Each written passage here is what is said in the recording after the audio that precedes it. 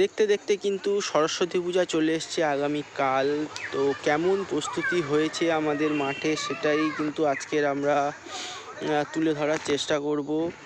তো এটা কিন্তু আমাদের মাঠের প্যান্ডেল, যেটা প্রায় শুরু হয়েছিল 10 দিন আগে। এই দেখতে পাচ্ছ তোমরা, প্যান্ডেলটা কিন্তু বেশ বড় করেই করা হচ্ছে। এখানে দাদুরা বসে সব তাস খেলছে, আর এদিকে প্যান্ডেলটা তোমরা পুরো দৃশ্যটা দেখো। প্রায় 10 দিন আগে শুরু করা হয়েছিল, এটা তৃতীয় দিনের যেমন দৃশ্য। এটা রাস্তার পাশেই কিন্তু প্যান্ডেলটা হচ্ছে, একটু উঁচু করেই হচ্ছে প্যান্ডেলটা। আর মোটামুটি প্যান্ডেলটা হয় প্রায় সন্ধ্যের পর থেকে, সব ছেলেরা থাকে, তারপরে মিস্ত্রি এসে প্যান্ডেলটা করে।